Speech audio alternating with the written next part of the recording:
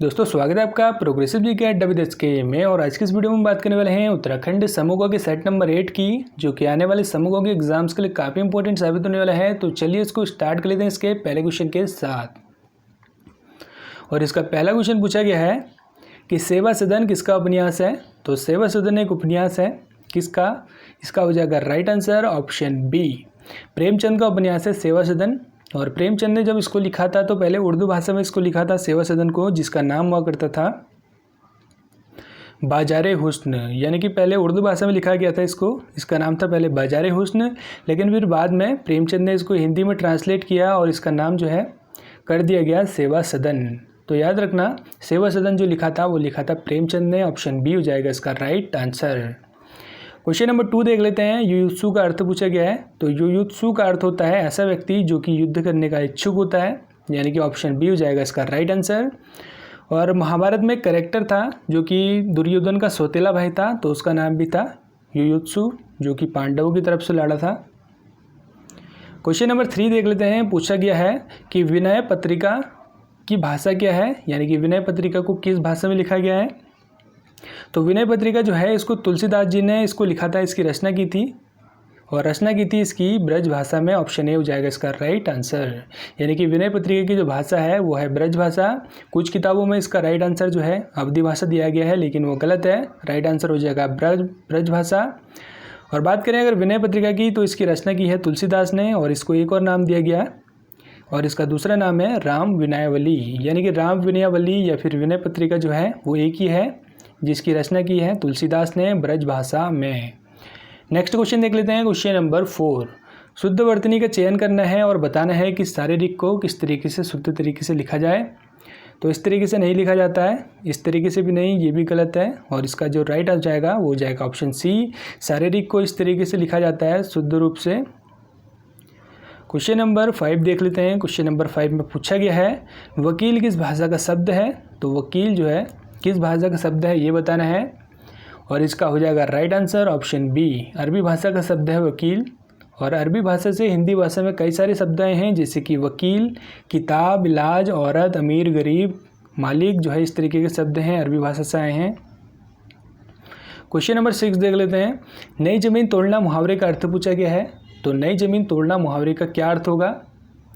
इसका अर्थ हो जाएगा ऑप्शन सी, अनूठा प्रयोग करना। अनूठा प्रयोग करना या फिर कोई नए क्षेत्र में नया काम करना या महत्वपूर्ण काम करना, उसको बोलते हैं हम नई जमीन तोड़ना। क्वेश्चन नंबर 7 देख लेते हैं। तिमिर का विलोम बताना है। तो तिमिर शब्द का क्या विलोम होगा ये बताना है। फिलहाल इसके पर्यायवाची की बात करें तो तिमिर का अर्थ होता है अंधकार, और अंधकार का विलोम की बात करें तो हो जाएगा प्रकाश, यानी कि ऑप्शन बी। आलोक का मतलब होता है प्रकाश और तिमिर का मतलब होता है अंधकार, तो ये एक दूसरे के हो जाएंगे विलोम। ऑप्शन बी हो जाएगा इसका राइट आंसर।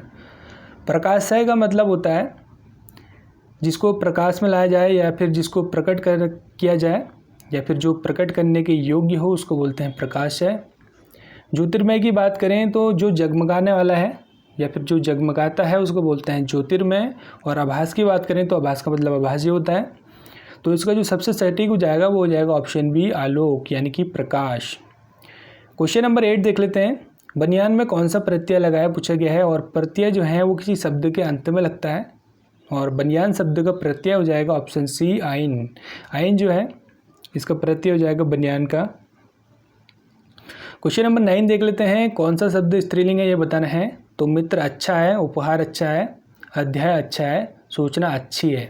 अच्छी है इसलिए बोलते हैं क्योंकि स्त्रीलिंग का होता है शब्द सूचना, तो ऑप्शन बी हो जाएगा इसका राइट आंसर।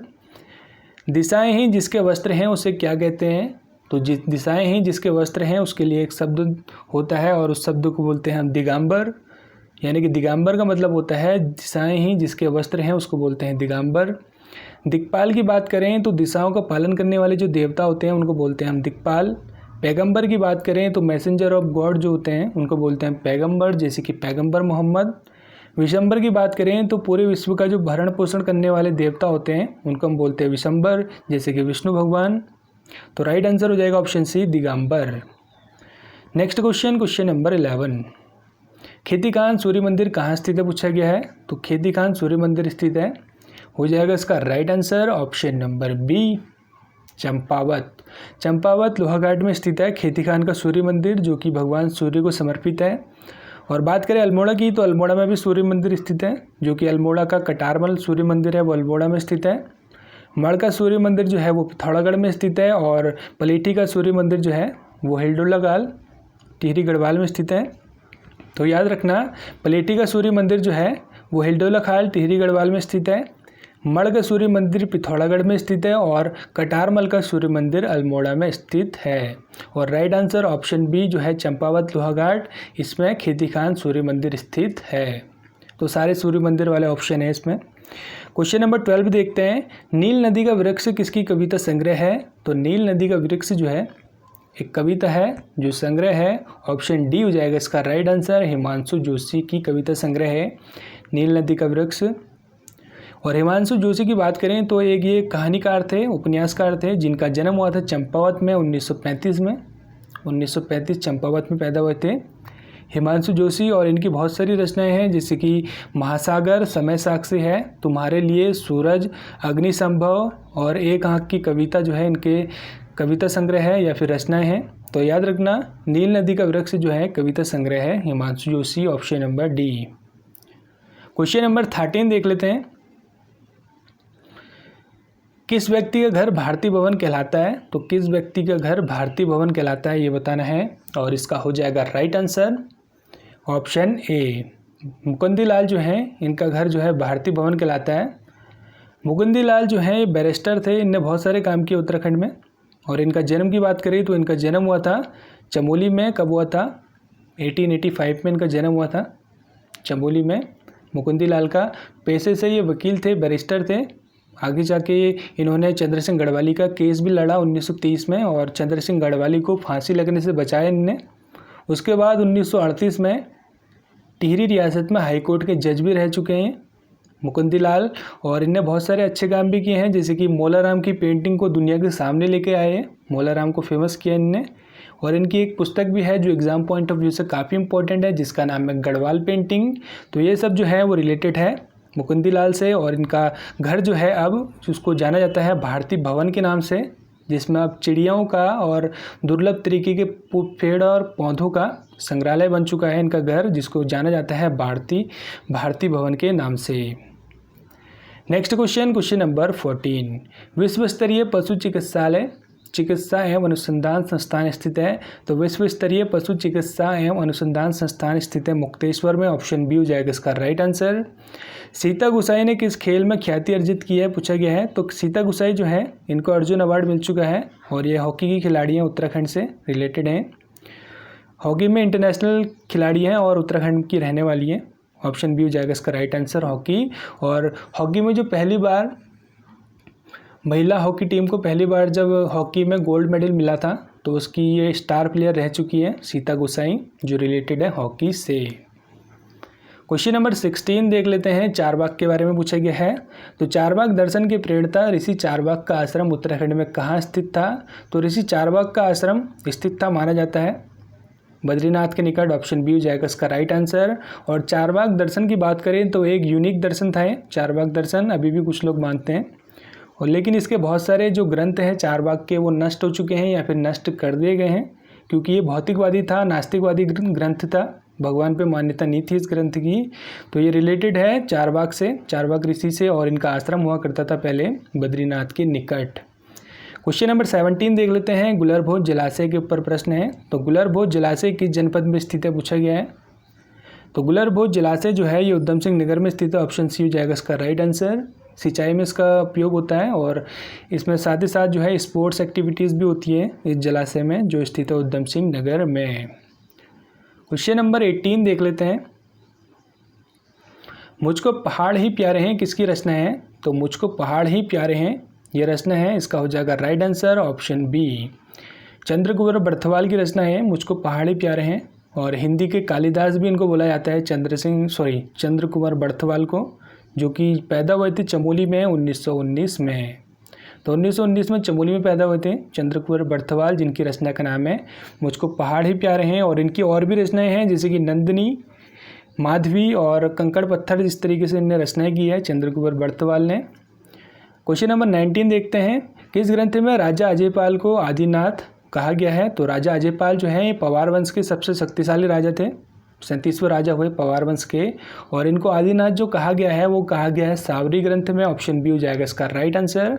तो अजयपाल को सावरी ग्रंथ में कहा गया है आदिनाथ। और अजयपाल को जो है अलग अलग नामों से जाना जाता है, जैसे कि गढ़पाल भी इनको बोला जाता है, गढ़वाल का नेपोलियन भी इनको बोला जाता है, क्योंकि अजयपाल जो है इनके टाइम पे गढ़वाल 52 टुकड़ों में बटा हुआ था, 52 राज्यों में बटा हुआ था 52 में। तो इन्होंने क्या किया कि इन 52 गढ़ों को जीत के एक गढ़वाल की रचना की, जिसको हम गढ़वाल के नाम से जानते हैं। तो उसकी रचना का श्रेय इन्हीं को जाता है, अजयपाल को, जो कि पवार वंश के 37वें राजा थे।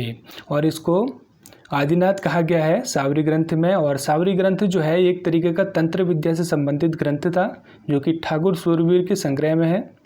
तो ऑप्शन बी हो जाएगा इसका राइट आंसर, सावरी ग्रंथ। क्वेश्चन नंबर 20 देख लेते हैं। मिझारी कर किससे लिया जाता था? तो मिझारी कर जो है एक तरीके का कर हुआ करता था, जो कि गोरखा लोग लेते थे, जो लिया जाता था। ऑप्शन सी हो जाएगा इसका राइट आंसर। शिल्पकर्मियों से, वो जगरियों से लिया जाता था ये मिझारी कर। क्वेश्चन नंबर 21 देख लेते हैं। गर्भभंजन के नाम से जाना जाता है, तो गर्भभंजन के नाम से किसको जाना जाता है? इसका हो जाएगा right answer, option B, Mahipati Shah को जाना जाता है गर्भभंजन के नाम से। कुछ लोग इसमें माधव सिंह भंडारी को चूज़ करेंगे, लेकिन माधव सिंह भंडारी जो है इसको गर्भभंजक के रूप में जाना जाता है, गर्भभंजक के रूप में जाना जाता है माधव सिंह भंडारी को, और गर्भभंजन के रूप में जाना जाता है महिपति शाह को। और महिपति शाह जो थे ये पवार वंश के 46वें राजा थे, श्याम शाह के चाचा थे, पृथ्वीपति शाह के पिता थे, और माधव सिंह भंडारी जो था इनका सेनापति था। तो माधव सिंह भंडारी जो है सेनापति था महिपति शाह का, पृथ्वीपति शाह जो है इनका पुत्र था, और श्याम शाह जो है इनका भतीजा था, किसका? महिपति शाह का, जिनको जाना जाता है गर्भभंजन के रूप में, जो कि पवार वंश के 46वें राजा थे। क्वेश्चन नंबर 22 देखते हैं। लावड़ी लोक नृत्य भारत के किस राज्य से संबंधित है? तो लावड़ी लोक नृत्य जो है ये कई राज्यों में किया जाता है, जैसे कि महाराष्ट्र, मध्य प्रदेश, कर्नाटक, तमिलनाडु। लेकिन मुख्य तौर से जो ये रिलेटेड है लावड़ी लोक नृत्य, ये रिलेटेड होता है महाराष्ट्र से। ऑप्शन ए हो जाएगा इसका राइट आंसर।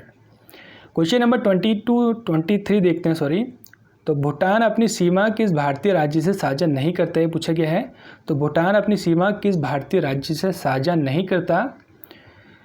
तो बात करें अगर भूटान किससे साझा करता है, तो भूटान साझा करता है पश्चिम बंगाल से, सिक्किम से, अरुणाचल प्रदेश से और असम से। तो ये 4 राज्य हैं भारत के जिनसे भूटान जो है सीमा साझा करता है, लेकिन मेघालय जो है इससे सीमा साझा नहीं करता है, और यही हो जाएगा हमारा right answer, option C. Meghalaya से सीमा साझा नहीं करता है भूटान, किससे करता है? पश्चिम बंगाल से, सिक्किम से, अरुणाचल प्रदेश से और असम से। और असम से सबसे लंबी सीमा साझा करता है भूटान। क्वेश्चन नंबर 24 देख लेते हैं। मार्क्सवादी कम्युनिस्ट पार्टी ऑफ इंडिया की स्थापना किस वर्ष हुई? तो मार्क्सवादी कम्युनिस्ट पार्टी ऑफ इंडिया की स्थापना हुई, इसका हो जाएगा राइट आंसर, ऑप्शन डी। 1964 में इसकी स्थापना हुई, और इसके जो पहले महासचिव थे उनका नाम था सीताराम, और इसका मुख्यालय स्थित है दिल्ली में। क्वेश्चन नंबर 25 देखते हैं। सिटीजन एंड सोसाइटी नामक किताब के लेखक कौन है, ये पूछा गया है। तो सिटीजन एंड सोसाइटी नामक किताब के लेखक हैं, इसका हो जाएगा right answer, option B, Hamid Ansari या फिर मोहम्मद हामिद अंसारी इसके लेखक हैं सिटीजन एंड सोसाइटी के। ये हमारे भारत के उपराष्ट्रपति भी रह चुके हैं 2007 से 2017 तक, 2 बार इनको निर्वाचित किया गया था। क्वेश्चन नंबर 26 देखते हैं। संगम युग में संगम शब्द का क्या अर्थ था? तो संगम युग जो है ये दक्षिण भारत से रिलेटेड था, जो कि संबंधित था कवियों की सभा से, यानी कि ऑप्शन बी हो जाएगा इसका राइट आंसर।